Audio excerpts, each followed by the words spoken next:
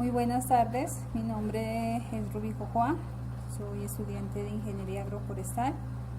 Voy a hacer la presentación de la unidad 3 con el tema de manejo integrado de plagas.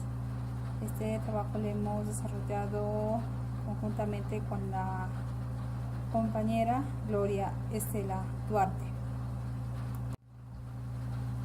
Haciendo énfasis en el manejo integrado de plagas MIP, con sus componentes básicos tales como la prevención, la observación e intervención, es altamente recomendado.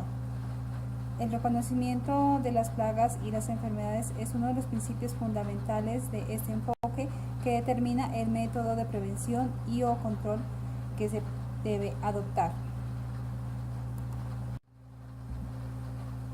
Teniendo en cuenta la pregunta ¿qué diferencia hay entre control biológico y manejo integrado de plagas, MIP? El control biológico es un método de control de plagas, enfermedades y malezas que consiste en utilizar organismos vivos con objeto de controlar las poblaciones de otros organismos. El manejo integrado de plagas se trata de un sistema de manejo de plagas que en el contexto de la conjugación del ambiente y la dinámica de la población de la especie plaga utiliza todas las técnicas y métodos más apropiados para mantener en lo posible las poblaciones de plagas a niveles por debajo de aquellas que ocasionan daño económico. La diferencia es que el control biológico utiliza microorganismos antagónicos, principalmente hongos y bacterias, en el sitio de infección antes o después de que ocurra la enfermedad. En cambio, en el manejo integrado de plagas utiliza técnicas y métodos apropiados para mantener en lo posible las poblaciones de plagas a niveles por debajo de aquellos que ocasionan daño económico. Sin embargo, en el caso de las plantas, manejo integrado de plagas debe ser cuidadosamente revisado y permanentemente ajustado debido a la variabilidad de los fitopatógenos en la naturaleza, particularmente los hongos. En conclusión, el control biológico y el MIP contribuyen a minimizar o eliminar el uso de químicos como son los plaguicidas, los insecticidas, aportando así a la conservación y protección del medio ambiente.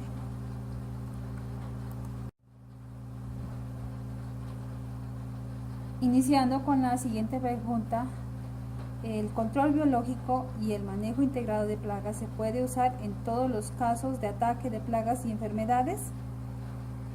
Sí, ya que estos dos métodos no son perjudiciales para el medio ambiente y son efectivos ya que evita la utilización de químicos en los tratamientos de control. En ambos casos, como el control biológico y el manejo integrado de plagas, sí se puede usar en caso de ataque ya que ayuda a prevenir y controlar. El control biológico es una parte importante de muchos programas de manejo integrado de plagas. Para el manejo de plagas y enfermedades en los cultivos es importante realizar un monitoreo para luego pronosticar las poblaciones y determinar la probabilidad de que ocurra una infestación en un área específica o cultivo. Nos hacemos la siguiente pregunta. ¿El manejo integrado de plagas permite eliminar por completo la aplicación de químicos para controlar insectos y demás plagas y enfermedades en los cultivos y plantaciones? El manejo integrado de plagas no elimina por completo la aplicación de químicos, ya que para algunos cultivos necesita la aplicación del químico, como por ejemplo tenemos la papa en el ataque del tizón temprano, que es un hongo que ataca las hojas y los tallos aéreos. Para el control de esta enfermedad es necesario utilizar químico, ya que desde el manejo biológico aún no se ha podido minimizar el daño causado. En cambio, al realizar el manejo integrado de plagas en los cultivos, ha contribuido a minimizar la utilización de los químicos, ya que con el método utilizado en los cultivos ha controlado y ha prevenido el ataque de plagas y enfermedades. Hago la presentación de la realización de un monitoreo en el manejo integrado de plagas. Para esto tenemos que conocer qué es el monitoreo. El monitoreo consiste en revisar periódicamente un cultivo para medir la densidad y estimar la distribución de plagas y o enfermedades. Esta herramienta permite al productor observar su evolución y asimismo dar el seguimiento oportuno para evitar repercusiones en la producción del cultivo. ¿Para qué sirve un monitoreo? Sirve para llevar a cabo estrategias de manejo efectivas que dañen menos al ambiente y que repercutan en lo mínimo el rendimiento y calidad del cultivo. Además, determina que punto del cultivo debe ser realizadas ciertas acciones para que las plagas no se propaguen y causen pérdida de los cultivos. Un adecuado monitoreo permite dar un panorama real del nivel de infección y o infestación del patógeno en cuestión. El conocer cuándo aparecen y cómo evolucionan los problemas fitosanitarios de un cultivo es fundamental para tomar la decisión de control. ¿Cómo se hace un monitoreo? El monitoreo permite tener información útil para la toma de decisiones relacionadas con la implementación del método de control. Hay diferentes formas de realizar monitoreo, la más común es la toma de muestras en zigzag por todo el cultivo con el fin de analizar el grado de afectación. En este además se puede realizar la medición en cada individuo de esos puntos de muestra para determinar en qué estado se presenta mayor afectación. Podemos dividir los individuos para analizar si la afectación es inferior o superior, en tallo, frutos, hojas, flores, brotes, etc. Para monitorear correctamente un cultivo, las evaluaciones de las plagas deben hacerse de manera aleatoria en diferentes partes de su campo. Por ejemplo, evitar monitorear únicamente bordes entre su campo y camine por lo menos 20 metros hacia el centro para comenzar el monitoreo. Asegúrese de tomar muestras representativas. En esta diapositiva vamos a ver la ficha especificando el manejo integrado de plagas según daños y enfermedades causados por el clima y por diferentes plagas. Aplicaciones del MIP. Causa climática. Helada. Los daños y las enfermedades que se presentan en las heladas son la muerte celular y destrucción de tejidos, el debilitamiento de la actividad funcional. La medida de control para esta causa climática sería filogenético, utilización de variedades resistentes a las bajas temperaturas, y el mecánico, la instalación de túneles portátiles como el techo y el riego para inundar el terreno, y cortinas rompevientos. En la causa climática como en las sequías se darían los daños y enfermedades como el crecimiento retardado, estrés hídrico y favorecer la aparición de plagas. La medida de control en lo filogenético sería la utilización de variedades resistentes a las altas temperaturas, en lo mecánico como utilización de riego adecuado y en lo cultural adecuada distancia de siembra para reducir competencia por agua y manejo de arpences. La causa climática como la humedad en los daños y enfermedades es favorecer la aparición de hongos y favorece la aparición de plagas. Medidas de controles en lo filogenético sería la utilización de variedades resistentes al ataque de hongos. En lo mecánico sería la desinfección de los materiales y herramientas, y en lo cultural el manejo de la densidad de siembra y manejo de arpences y manejo alelopático. En las inundaciones, los daños y enfermedades sería aparición de hongos y pudriciones. Y en la medida de control sería en lo cultural un buen drenaje porque este reduce el riesgo de adquirir más enfermedades. Aplicaciones del MIP con las causas patogénicas. En los insectos, los daños y enfermedades serían daño foliar, daño en frutos, daño en tallos y daños en el sistema radicular. La medida de control sería cultural, manejo de arpences, asociación de cultivos a alelopatía, eliminación de residuos de cosecha, fertilización. En lo biológico sería la introducción de insectos benéficos y enemigos naturales. En los etiológicas, conocer los ciclos de vida y comportamiento de las plagas. El químico como última medida teniendo en cuenta la presencia de enemigos naturales en el momento de aplicación y la dosis. Para los hongos, los daños y enfermedades serían pudrición en tallos, raíces, hojas y frutos, amarillamiento de hojas, defoliación, necrosis, deformación de frutos.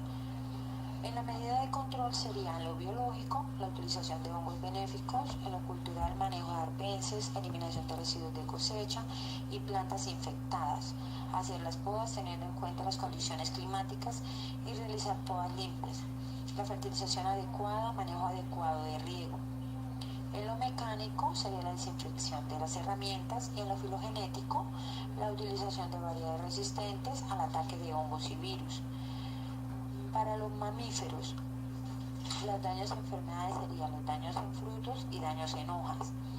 Medidas de control para estos mamíferos sería mecánico, utilizar trampas; cultural, uso de plantas de cebo, asociación de cultivos para repelencia, limpieza de cultivos y eliminación de residuos de cosecha. En lo biológico sería la utilización de enemigos naturales o depredadores, y en lo químico el uso de químicos para el control de los roedores. Para las aves, los daños y enfermedades serían daños en frutos y granos. El control sería cultural, control de las infecciones y epidemias, utilización de pajareros y espantapájaros, uso de depredadores artificiales. Biológico, depredadores naturales que controlan las aves. Y mecánico, mallas contra aves y protección de los frutos. Tizón tardío, rancha, lancha. Phytophthora infestans. Los síntomas: hojas, manchas necróticas de color marrón claro o a oscuro; en los tallos, manchas alargadas que los hacen quebradizos; tubérculos, las manchas irregulares de color marrón rojizo y de apariencia húmeda en la superficie de los tubérculos. Al corte longitudinal se observan estrías necróticas que van de la superficie al centro del tubérculo. Los signos: presencia de pelusilla blanquecina en el envés de las hojas. Condiciones favorables para la plaga: días templados entre temperaturas entre 15 y 21 grados centígrados y alta humedad relativa mayor del 90%. Cultivos de variedades susceptibles. Fases de cultivo que afectan: desde la emergencia hasta después de la floración. La transmisión, principalmente por semillas infectadas secundarias, se producen a través de tejidos foliares infectados. El manejo integrado de plagas. Hay que utilizar variedades resistentes a la enfermedad. Seleccionar rigurosa de los tubérculos semilla. Utilizar semillas certificadas. Desinfección de semillas. Siembra en la época de siembra en la que el desarrollo del cultivo no coincida con los periodos favorables a la enfermedad. Evitar la siembra en terrenos con drenajes deficientes o susceptibles al anegamiento. Hay que rotar cultivos. No se debe sembrar papa en campañas sucesivas, sino rotarlas con otros cultivos como maíz, arveja, haba o trigo. Recoger los restos de la cosecha como hojas, tallos y tubérculos, retirarlos del campo para luego enterrar o quemar. Se debe sembrar a mayor distanciamiento entre surcos y entre plantas para una mejor ventilación. Orientar a los surcos en dirección a lo corriente del viento. Orientación de los surcos según las curvas de nivel para evitar el encharcamiento de agua en los surcos. Alternariosis alternaria, tizón temprano.